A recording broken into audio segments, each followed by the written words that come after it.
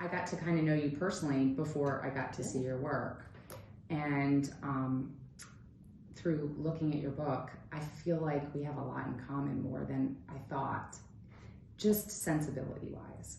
So I'm honored to have you. Well, I'm honored to be here. Oh, thank you. Thank you. Thank you for asking. Oh, well, I really enjoyed your book because there's kind of a common thread through talking to designers and architects. I've done Keith Sommerauer and Young Pak and Melanie Turner and John Howard and Melanie Turner, that, you know, I'm always fascinated by how people get their eye.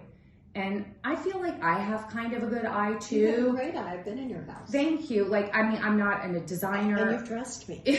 Well, I thought a lot of my friends, you know, I feel lucky that people have asked. Suzanne was the first person who kind of brought that out in me. But I really am always impressed with how people can really execute all the way through with a very cohesive look. And I looked at your video with your husband today on YouTube, and I loved it. I loved seeing you with your husband. I know it's kind of a love story. And yes. I mean, it is a love story. And quite frankly, it should be a love story. But, you know, he had that house, and he built the house 13 years ago. And it's a cool house. Oh, you must have been like, holy shit, this is my man. You think? Yeah. I mean, of course. I mean, you know, I was actually very lucky he had 2 sofas and a lamp too. Mm-hmm. So I really got to do the house. Right. You know, he was fabulous at conceptualizing it and designing it with Jim Choate. And then he and his son built it. So themselves. I mean, like they hired the contractors and everything, but they hired all the subs, but they did it. And that's a complicated house. And I love how there was glass on both sides, so you really could see the water and then see the marsh. And we live in an aquarium. Yeah, and I love how you said you all are in the zoo and the animals are looking at you all. And it's totally true. Yeah, it just is great. And I love how you said texture is your color or something. It's become a real catchphrase. I wish I had that prior to the product launch, but it has. I mean, it's true.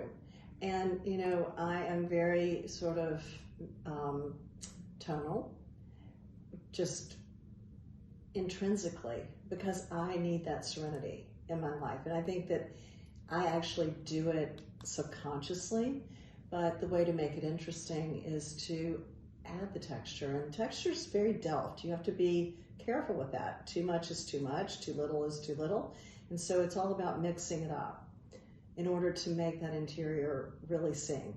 Yeah, and it's funny because when I go into a space that's very tonal, like the way you do it, I'm always really impressed with the restraint. Somehow I'm drawn to color, and then when I see a house that's so restrained, I'm like, oh, you know, it's such a great aesthetic, and I think you have to do what feels right to you, but I think you do it so well, and it's a very specific, calm, sophisticated look. I also like in your house how there were a lot of like details to lifestyle, like how you said the bar was in the center of the space, and then I think it showed your husband making a little cocktail, and that you come into this room and you sit there and it's very beautiful, and you're thinking about the lifestyle, which is what I've heard a lot from the designers. Well, the ergonomics are super important, and in my mind, I mean, if a house isn't comfortable, no one wants to be in it.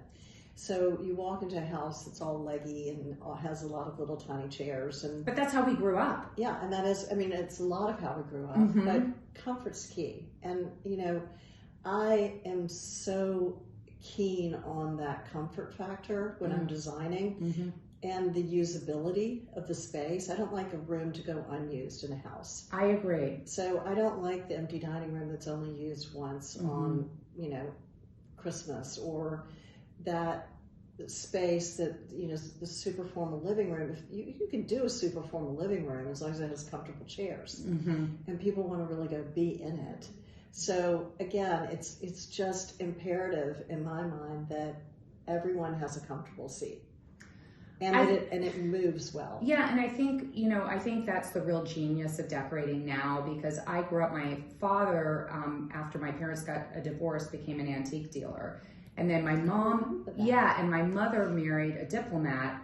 And ironically, I'm reading Anderson Cooper's book about the Vanderbilts right now. And he was of that generation. Right. He went to the right schools. He grew up in Providence. You know, we had candlelit dinner, but he was old hat. I mean, he was still living in it by the time I was a kid, but it was really moving out of that. And everything in our house was not comfortable. Mm-hmm. It was dark primary colors, you know, and old portraits that were kind of scary. And dead people. Dead people that I didn't know. And, you know, it's kind of cool for me reading this book because it's bringing me back in my mind to an era that is really gone now, mm-hmm. which is good and bad. I loved reading in your book about your dad's mother, your grandmother. My grandmother. Yes, and my father's mother reminded me of your grandmother, like the freshly ironed sheets and the meticulous space that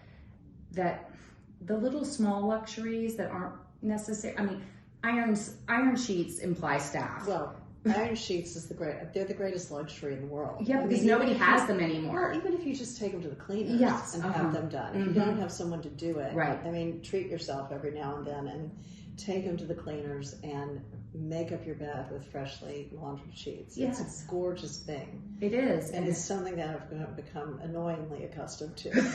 Well, I mean, but I think as we age, we think about the things that really bring joy. I mean, at least for me, and I'm sure for you, particularly the last few years.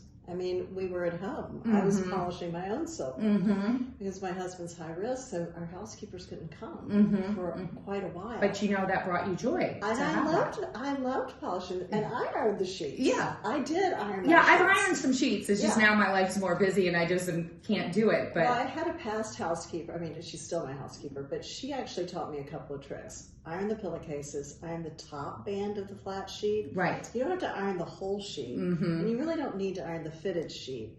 But at least it gives you the illusion mm-hmm. of having a completely pressed bed. Yes. So I took the shortcut during COVID, and I did just the pillowcases, which took it in and of itself a long time. But you know, there's something very zen about that. Just standing in an ironing board. Girl, I'm not afraid. Yeah. I will do things like that because when I got divorced and I moved into my smaller house, and I really narrowed in on what made me happy at that time in my life, because it wasn't a particularly happy time. And I did this course called Life Book, and you broke your life down into categories. And you know, I realized I love beautiful flowers. I love fresh cut flowers yes. and candlelight for dinner. Yes. It doesn't get any better than that. We do it all the time. Yeah, and you wrote in your book about Sunday suppers. Sunday suppers. And I had Sunday supper with you with the bolognese. Yes, you did. And your table was beautiful, and it, you know, I really,